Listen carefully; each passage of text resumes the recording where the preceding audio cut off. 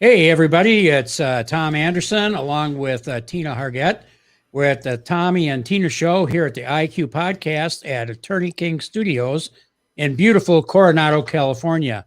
Today, we have a special celebrity guest host, Mia Rivera. She's an independent filmmaker and an actress. She's a songwriter who's written songs for Grammy Award winners, and I guess you'd call her a Renaissance woman. At least I would. And an all around good person. And I thought it was a good point to have her at this show today because this is GI Film Festival weekend here in San Diego. And today we have the production crew from the short film Life After Oblivion on which is going to be premiering here this weekend. I wrote the screenplay. Tina did the award-winning song that went with it, Life After Oblivion. And we have our fabulous director, Floyd, who was the also is a retired Marine and just an all-around great guy, actor, director, you name it. Susan Freese, who was a producer on the film. She does the publicity, Army and Navy veteran. And so what we're going to do, Floyd, we're going to turn it over and let you introduce yourself and talk to everybody about the project because we want to hear from you and what's going on this weekend. And you can speak for all of us because we're all one family. So, Floyd, you're on. Well, thank you, Tommy. I got the prompt last year for the Armed Forces Film Challenge, a 60-day challenge to take a story, write a screenplay, film it, edit it, and turn it in 60 days. And when I saw it, I had been to the 2019 GI Film Festival, and at that time I had sat there and thought to myself, you know, it would be really neat to be able to sit up there as I watched Brian Hansen talk after his movie premiere, talk about it and be able to have that connection with the audience about a subject. And this subject is very near and dear to my heart, as well as everybody's on this crew, which is why it went so well. So when I got that idea, the only way I could do it was to have a screenwriter. So I emailed Tommy, and Tommy jumped on it right away. And as soon as I knew I had him writing a screenplay, I knew we would have a great product to be able to go forward. Knowing that Susan Freese would be part of it, she's a great setting up all the casting. I mean, she picked some great people for us, got us set up. And then Sharyanan gave us a director of photography and a crew up there and a location that all just came together with 30 volunteers, 14 military veterans, a total of 30 people just volunteering. And that's a key thing to think about too, is this had to be volunteers. We couldn't pay people to do this. We couldn't pay the production. It all had to be done by volunteers. Being one of the 38 films in the GI Film Festival tomorrow at 6:15 during that block, being a part of that as an all-volunteer film is really tremendous because those films that are in there, people have spent thousands and tens of thousands of dollars producing. So I'm very, very proud of what this group did. And that's the only way it did happen was it was a group effort of people circling around this topic of what this particular case is an incident of PTSD that this Marine brings back home with him and has to deal with. It happens way too many times without, we plan the logistics for all the weapons and the bullets we need to go to war, but we don't plan for all the care that we need to give to our men and women when they come home. So. Yeah, absolutely. I mean, it was just amazing how we all came together. And I know my Navy Federal Visa card took a hit when I was out prop hunting, and I can say for all of us, it was like, okay, we got to do this. We're going to get it done. and everybody came together. All of a sudden, we had uniforms, we had location, we had makeup, we had everybody wanted to be part of this, and under your direction, Floyd, it flowed seamlessly. Mia, do you have any questions being a filmmaker yourself? Yes, Floyd, I think this is an amazing story. You pulled it all together very, very well. Did you foresee it being this touching? Did you foresee it being this real? I mean, is this your first film? It is my first film. And we didn't know what story we were going to get. We were handed 3 stories initially to pick from, and we all jumped on this particular one. It was unanimous. And then they sent us some more to pick from. It's like, oh, great. That's right. And we went through them and we said, no, we're keeping Oblivion. It touched all of us. And just looking at that, I saw it unfolding. But if I had done it, if I had wrote it, it would be this one long voiceover and everybody would be asleep. Well, you put together a great team. I mean, Tommy's an amazing writer. Tina's an amazing songwriter. You have an amazing story. And I mean, now what? I mean, you must be so thrilled. I'm very thrilled of, like I said, how this all came together, especially, like you said, first film out. But that's because working with so many veterans, too. You know, I've said this on every time because it's just astonished me when I would be working with 2 of the actors and 5 of them that had just finished shooting over here are putting things away. Nobody told them to. They just knew it needed to be done, and they took care of it. You know, cleaning up, getting ready to go. That type of stuff doesn't generally happen on a set. The actors come in, they do their part and leave. You know, this was just truly a labor of love by everybody involved. Well, it sounds like you created a real family vibe with everyone that they all wanted to pitch in. That was definitely Absolutely. a family. Absolutely. And we all still keep in touch, whether it be by phone, email, Facebook, IG.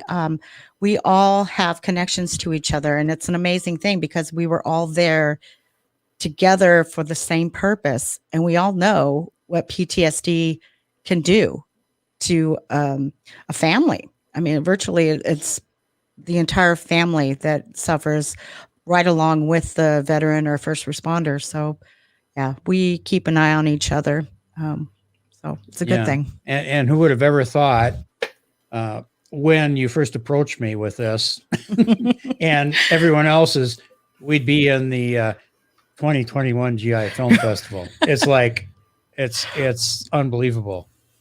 And I'm really so proud of all of us for getting there. Exactly. And Susan, you still there with us? Yes. Can you hear me okay? Oh, yeah, definitely. Haven't seen you in a long time. Hope you're doing well. I see you all. This is great. Yeah. But, you know, this experience for you, being a producer and an actress in the film as well. Producer, casting, actor, publicist. Uh-huh. I love this team. I love this film. It goes right to my heart every time. Your song makes me cry every time I watch it. I'm just really proud. Can I read the statement, the film description, and tell some of the links for people to visit for this film? Sure. Sure. To see it? Okay, so the film description of Life After Oblivion. It's the story of a Marine sniper returning from Afghanistan and the ghosts that come with him. It focuses on a single traumatic event among many. The screenplay is based on the true story Oblivion, written by veteran Adam Stone as a way to show what veterans struggle with when they return home. Now, people can watch this week on the GI Film Festival, San Diego, and the link is for this movie, https:// gifilmfestivalsd.org/2021/life-after-oblivion. Or you can go to the GI Film Festival site at https:// gifilmfestivalsd.org/2021. We also have a website, a brand new website for our film, and that's https:// lifeafteroblivion Wix site. That's WIXSITE.com/LAO film for Life After Oblivion. So we will hopefully post these on the Facebook page once we can do that. And the tickets are $10 per person, $8 for military veteran. Trying to think if there's anything else. And everything is on the website. We also will be showing it besides 6:15 tomorrow night, the 21st of May. We will be showing it on demand from the 22nd through the 26th at 11:45 p.m. All these links are on the GI Film Festival SD San Diego.org website that you can access. And we hope to see you virtually, and there will be a talkback Q&A after the films are shown. This is for the Film Consortium Shorts Drama Narrative or Dramatic Narrative Films. So we're very, very blessed to be in this group, representing San Diego short films that are dramatic and short. And our film is 9 minutes long. Perfect. And what we're going to be doing is we'll add those links onto our page and make sure everybody out there is aware. That's tomorrow night at 6:15. But thank you for sharing that, Susan. Floyd, question. Mia asked you, first time director. I mean, you just took it on. Tell me, I know it's personal. It's personal for a lot of us. How do you get through everything? It amazes me that the strength that you show. Let me interject something before you start, Floyd. All of our listeners, we are live. If you have questions that you want to ask any of us or Floyd about production of this film or Susan, just put it in the comments and we will post them and we'll ask our guest today. So Floyd, I'm sorry, but please go ahead. No, thank you, Tom. The initial draw was to do a movie. At that time, we knew it would be military context, but we didn't know exactly what. Once we had this particular topic, though, it truly was a labor of love for all of us, in that I work with a local group called Survivors of Suicide Loss, as I lost my brother to suicide in 1999 and lost a niece in 2006. Sorry. So I build strength from that, because serving others that have lost, is therapeutic for me. And I see this as a way, this is a tool for us to start that conversation, keep that conversation going to help try to remove the stigma around mental illness and around, someone says they have PTSD, they don't want to go ask for help. They see that as a weakness, when in actuality, if they need the help, they need to get the medication or whatever it is to help them through it. Otherwise, it could be a bad situation. So we need to have that discussion. We need to keep that communication going. And these movies, I think, will continue to do that. No, definitely. Yeah. Susan, do you have anything to say about that? I'm typing, actually. I was going to say, did Susan fall asleep? Susan. No, I'm up. I'm so happy to be here, actually. Right. The thing about this screenplay that Tommy wrote, I actually met up with him. We were doing some kind of audition tape for him, and met up with him at the American Legion in Norco, post 328. And he said, I want you to read something. So he's actually typing right now, but he had me read this script, and I got to tell you, I literally was in tears because I could just imagine it, and it was very close to a situation that someone I love near and dear to me had experienced in Iraq, and he asked, do you want to be a part of this? And I said, absolutely. And here we are, a year and a few months later. And we want to get the word out there. Floyd, Susan, Tommy, and Mia, being a vet as well. We need to start that conversation. And I find this film being very intense. In fact, I have not seen the the redo with the music, but I'm excited to see that. And I think anybody out there who would even question a family member, a friend, because we all know somebody who's in the military, you know, more than likely 99% of people know someone who has gone to Iraq, Afghanistan, Vietnam, you name it. And if you even question about how they feel, you got to watch this movie. You know, it's intense. It really is intense. And it's something that'll bring to light for a lot of people, knowing that PTSD is very important. And we have to do something about it. I think it's a lot more common than people realize. And that's why it's so important that we have opportunities like watching this movie where we can approach it and approach the subject without, you know, making somebody feel judged. Right. So it's a good conversation starter. Besides, you know, it really will touch your heart, and you got to see it. Well, it's a very intense 9 minutes, very intense and gripping. And even though I wrote it and helped produce it and had a part in it, I find it hard to watch.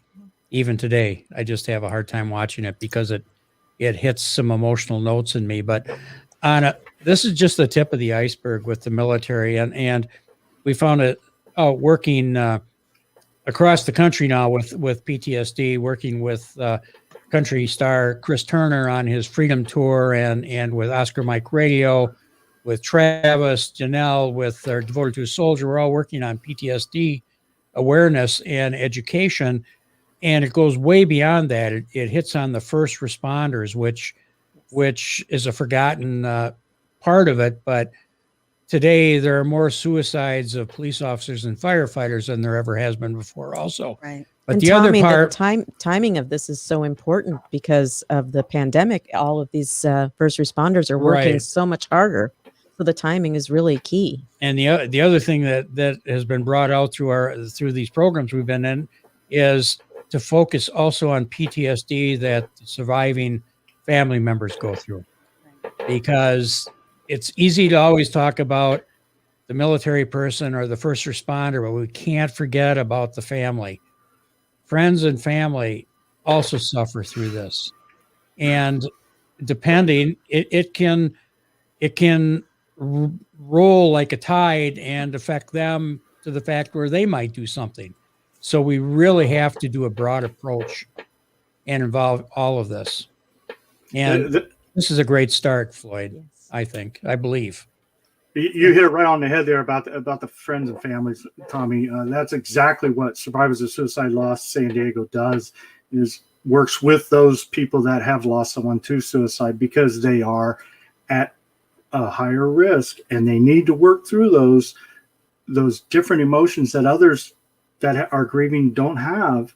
You know, they don't have the guilt usually. They aren't angry at the person that took their life like they can be with suicide. There's all these different feelings, or angry at themselves, that until they are with others that have had that same loss and understand, okay, it's not just me, you know, this is something I can get through. This person's got through it, you know. Without, you know, doing that, sometimes it can be just a dark tunnel for them to go down. And it's Right. Definitely. Very isolating. Can be very debilitating too. And you know, people say, "Oh, I'm so sorry for your loss," and they look at you with this like they have no idea what to say to you besides that. And that's okay. That's okay. But more times than none, the family members, it's never ending. It's every day, every minute. Well, Yeah. one of the things that happens with a short usually is it helps you as a director for a calling card. And Yeah, definitely. It's already given me that opportunity. Our organization's writing grants, trying to get funding for me to do more movies like this, for PSA type movies for mental illness in the San Diego area. So it has worked in that, and that's the most exciting part of all this for me, is that to be able to maybe do a movie with money. Yeah, right. Could you imagine? Look at you with that. Not scrimp and save and do our do our own thing to get it done. But that is so true about shorts. And some people will ask me because I write shorts, and it's, why do you do it? And it's to raise awareness around a certain subject. Like, yeah, we can do a feature film out of this and do more of a broad spectrum of this whole story. And it's basically, it's a visual business card by those of us in the entertainment industry that can present this out there and get the investors and the recognition from other parts of the industry to do these things. And that's why this is so important. And to get into the GI Film Festival, along with other festivals we've had things in, it's remarkable. It's just remarkable how we can approach and touch people all over the world. Which is the next step, is getting this scene now. We've done our obligation as far as premiering it with who we needed to, and we've gotten it, like you said, in a few of the film festivals, and hopefully we'll get into the Veterans Film Festival in LA here in a few months. But from that point on, we are going to try to push this out in the biggest distribution we can, however we can, to get it through. There's a lot of veteran groups that would like to show it, and so that's where we're going to go with it and try to get it out. Like I said, as a conversation starter, and maybe grow it into either a bigger or more. You'll want to do another take on this to expand it into a feature, perhaps, or some other offshoot of it.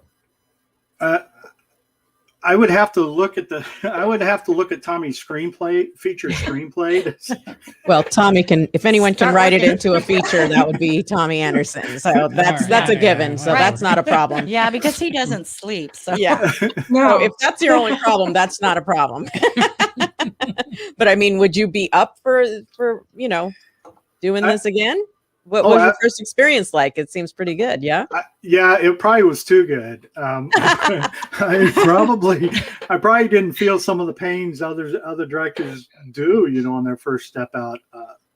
But it definitely, yes, I am going to do it again. I have a project right now that I'm trying to figure out how to fund for next year's GI Film Festival. Join the club. So, yeah. we're all looking for money. Yeah. Yeah. Now you're a real producer and a real director when you're looking for money. That's right. Call 1-800-TOMMY Anderson. We're willing to accept your assistance in making films. That's right. But don't use his credit card because I think it's overbalanced. It probably is. But we started this podcast together because we wanted to make a difference, and it happened after we filmed Life After Oblivion. Certain things in our lives just made it more evident that we need to talk about this more. We were just in Nashville a couple weeks ago. Like Tommy said, Chris Turner and his Freedom Tour, Warriors on Mission. And it's an amazing thing that they're doing in Tennessee. I would like to see it go nationwide. There's several other podcasts and organizations out there. We all need to just get together and make a difference. And, we talked about, even if it's just one person, if we help save one person or help one person get help, it's all worth it. It really is, because you just don't know who is next to you that might be suffering, through all of this, whether it be the veteran themselves or their family member. But we need to let them know it's okay. It's okay to be sad. It's okay to not be sure. But let's help you find your way, to make your life what you want to be, and I'm just amazed at all the people that were a part of this film, made so many lasting friendships. Such amazing Certainly talent. Amazing talent. can I say a couple of things? Do we have any time? Well, I don't know, Susan. Oh, come on. The team, Go for it. The team camaraderie was phenomenal. I can't say enough. I also was able to work with my daughter on this film, which was very, very, very special. And we met some sheep. That's And there She is wasn't one talking blooper. about us. And she's there's not a talking blooper. about extras. So you extras out there wanting to be a background in the film, that's not what she's talking That's about. right. There were real sheep. What are you where we talking about? filmed. I don't know what you're talking Oh, about. Tina, you weren't there that day. Were No, you? that was I'm Mia. That was Mia that asked. Oh, Mia. But, Mia. yeah, no, I Yeah. saw the pictures of the sheep in Yeah. the fields that Yeah. should have been part of the film. They were bad. Exactly. They Did were you hear bad. Tommy? He said they were bad. Oh gosh. And we had we had a wonderful time with a poignant story, and the acting is superb too. It really is. And you watch this film, it's 9 minutes long, and you will remember it for a lifetime because it Right. just goes right to your heart, and it's a very important message. Yeah. So there's thank you been for some having really us. good- Yeah. You bet. It's just everybody who sees it was been able to preview it have just walked away going like, wow, it's amazing what you guys did. And it truly is. And I don't think no matter what I do in this crazy industry, this is probably my most proudest project. Right. Oh, and I It also doesn't want just entertain, but it reaches a hand out to the people who are watching it and saying, hey, you're not alone. right. You know, we understand. I kind of want to thank the Film Consortium of San Diego, as well as the Armed Forces Film Challenge and So Say We All, because those groups all helped us in the first place create the film for the Armed Forces Film Challenge, which led to our being in the GI Film Festival San Diego this year. So even though we've had the pandemic to deal with, we luckily got the film wrapped right before the pandemic started, or Yep. right before March, or the end of February, all came together.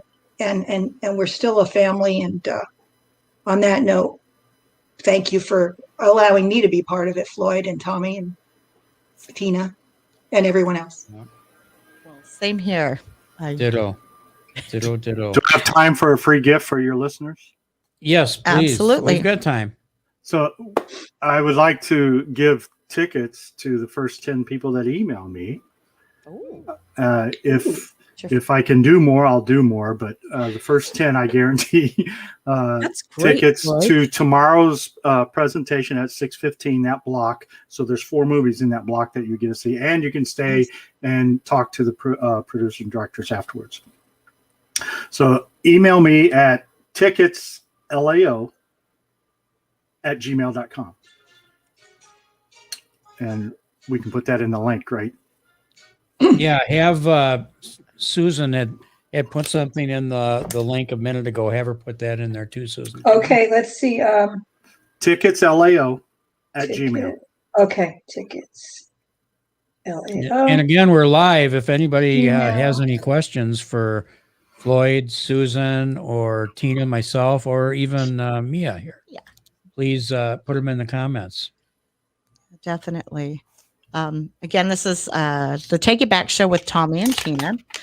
We are interviewing Floyd Strayer and Susan Faris of Life After Oblivion. And Tommy wrote the screenplay. I wrote the title and co-wrote and sung the title song for the film. This is a labor of love for all of us. We want to get the message out there that PTSD is real. And, we need to have everybody understand that. And don't be afraid to check in with your friends and veterans and veterans family, because, a lot of people may be suffering and you don't know, and they may be ready to talk about it if you just ask. Yeah. And Susan, do you want to mention any of the awards that the film has received? Sure. Ready? Hold on. I'm going to go to our website. Just say something for a minute here so I can get there. I'll be right Okay. there. Something for a minute. Something for a minute. Say something for a minute. Okay, here we go.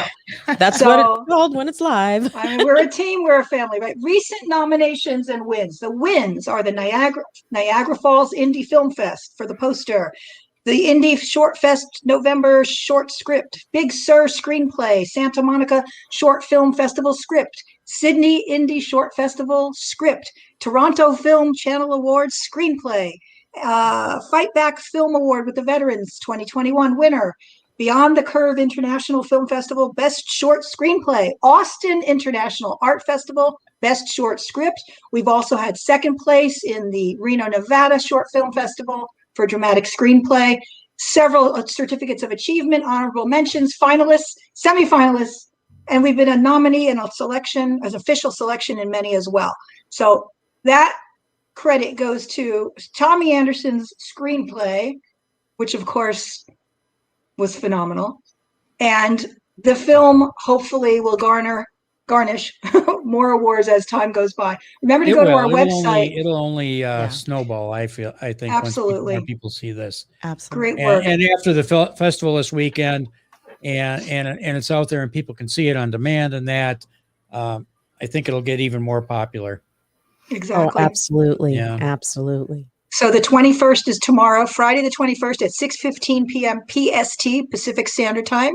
And then on demand from the 22nd to the 26th of May for $10. And the tickets for tomorrow night is $10 general admission, $8 for military veterans, students, and KPBS folks. So if you are a veteran or you know a veteran, please see this movie because it will open a conversation that's very important to have. Absolutely. Yeah, absolutely. And I don't know. I think we can only say so much about the fantastic crew we had, which I don't know. I don't think we can say enough about everybody. We became a family, and we're still a family. And we're talking. We're all going to get this tattoo. So we all have this matching tattoo. I guess it's never been done in a film before. Right. And so we're thinking of doing that. We're not sure what. LAO.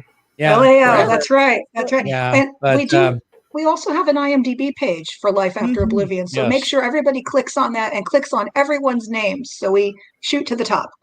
Well, I'm waiting to get a picture of Ryan, that pose on the poster. I'll get that tattoo. Yeah. Will you do it too? I'd like that. Let's Hey, do Ryan. Let's if you're do listening. Ryan's picture. We'll do Ryan's picture. Yeah. Yeah. There we go. Somebody has a question? Oh, yeah. We got a question on here. I would like to know more. Oh, wait a minute. I would like to know what timeline was from start to finish of the film. Okay, there we go. How long did it take us to go from conception, filming, post-production to have it ready to be just showing?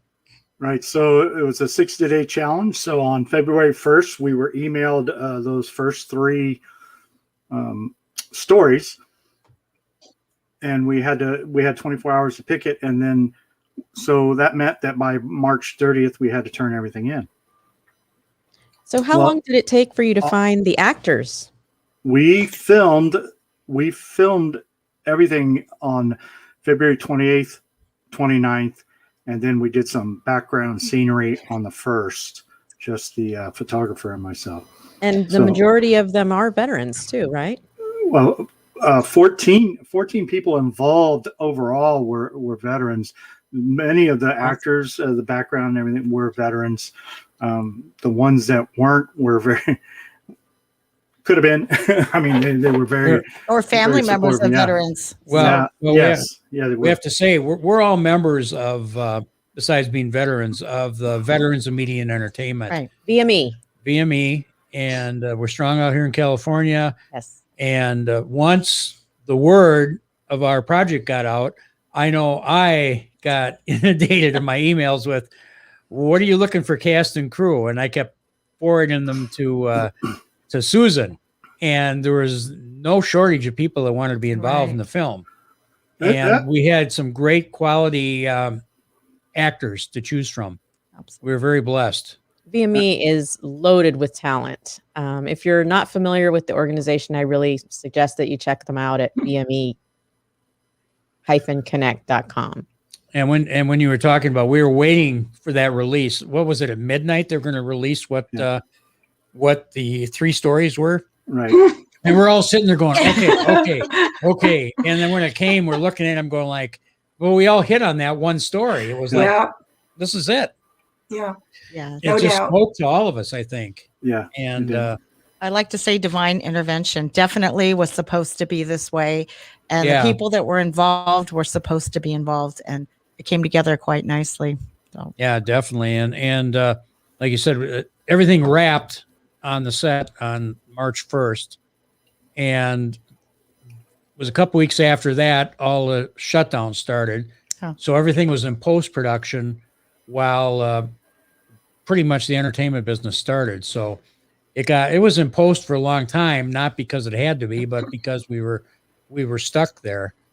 But that might have worked to the benefit of you doing the editing and going through and, music, Yeah, Tina, color court. how did correction. you come to do this beautiful song, Life After Oblivion? And she sings it so beautifully as well. Well, Tommy asked me to write a song. We've been talking about doing that for a while, and it's just something that's near and dear to me. And I feel weird not looking at you. That's okay. But I have a good view of your headphone right there. But yeah, it was a personal thing, and it just What's beautiful. Thank you so much. It's called Life After Oblivion, and we named it for the film. But I myself, Mark Ontiveros and Nick Ontiveros, we co-wrote it and I performed it, and I think we had it done probably within 2 weeks for you. Is there anywhere people can listen to it? Yeah, you can look on Spotify. We're on all streaming networks. Just look me up, Tina Hargett, Hargett. Look up Life After Oblivion song. You can do that. So Okay, awesome. we got another question came in. It says, "Is there any possibility this film can be brought into San Diego theaters after the opening?"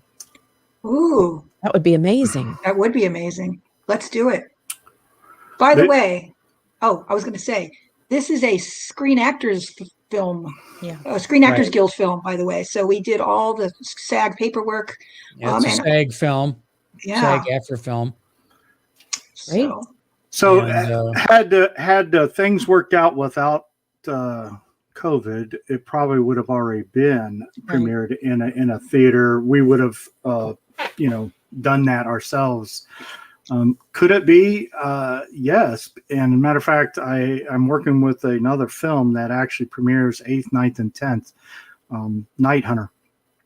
And they did that themselves. They set up the theater. And so I've got that connection now of, hey, how'd you do this? Good. We will have that conversation to see. And being a 9-minute film is really to our advantage because of that. Right. Because we can put it in with other things, and they can have a draw for both. Another question just came in. How about television? Oh, that would be nice. We are trying. We will have a version that will probably pass FCC. Yeah, we need a lot of bleeps in there. Yeah, right now it's up for mature because it's Marines. I mean, come on. Right. So, It's authentic. It actually is. The talk in there is just like they would talk. If you go with the streaming or on-demand stuff, you don't have to worry about that. Sure. And honestly, I think it'd be very hard to get this on network. Yeah. But I don't think it would be a problem to do it on another venue. Oh, yeah. We have somebody with Davis. He's saying, "Tina, your song touched my heart and soul." Oh, thank you. Oh, Thank you so much. I Yeah. appreciate that. Yeah, it tends to make Susan cry. And, I get teary-eyed. It's okay. Did I mention that Tina won an honorable mention for hers in the film festival circuit? So Well deserved. congratulations. very, very well deserved. Very And, beautiful. while we mentioned that, I don't know. I don't want to say anything, but did you guys get your film festival award for best screenplay? Yeah, tell us about that, Tommy. That's a pretty keen shirt you got going I there. know, right? Yeah. It's like, thank you. The producer is taking a picture of me because I'm just so Yeah. photogenic. That's right. But I don't She know. thought you were going to show some skin. Hey, that is my skin. I kind of waited for you to get up and start dancing. Wow. Weren't you Come on, Chippendale Tom. in another life? No, but those Nobody wished he was. after I got one win, they sent me a thing that said, "You want a T-shirt?" And so since we've got these awards, I'll just send everybody the link so they can order a shirt if they want Oh, one. that's pretty cool. And, yeah. Yeah. He can't carry all the trophies around is the problem. No, This he makes needs it much easier. He needs another room for all the trophies Another and house, the certificates. actually. yeah, whatever.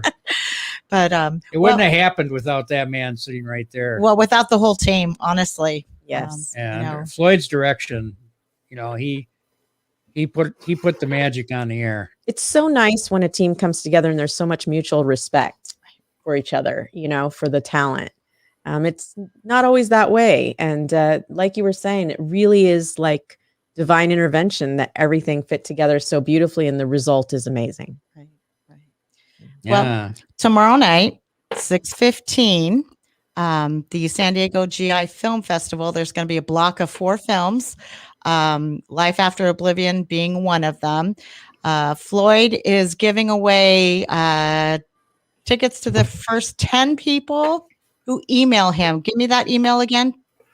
Tickets lao at gmail.com. So, Perfect. So if you guys want a free shot of it, otherwise it's only $10. You can stream it on your computer, your phone, whatever. And if you're a veteran, it's only $8, right? Right. Yeah. Awesome. And be part of this great festival. Yes.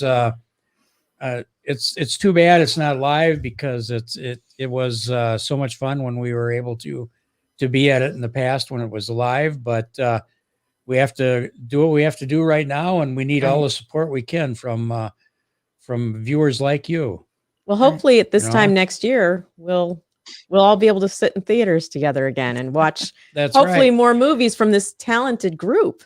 Yes. And you'll be a part of it, Mia. I was just going to say, Mia, And we want to just thank you guys for coming on here. And so that we could all give it a team approach here. Absolutely. Before the film festival starts, and we're excited about tomorrow. Yeah. So again, ask Floyd for those tickets. We want to thank you. We're going to close up the show right now. You're here with the Take It Back show with Tommy and Tina and our special guest, Mia Rivera. We want to go ahead and thank Floyd Strayer and Susan Freese for joining us and discussing Life After Oblivion. And now I want to go ahead and take a moment to thank our sponsors for being on as well, or for letting us be here. Attorney King, Sequan Casino and Resort, Indian Motorcycle of San Diego, The Gym, and IB Fitness.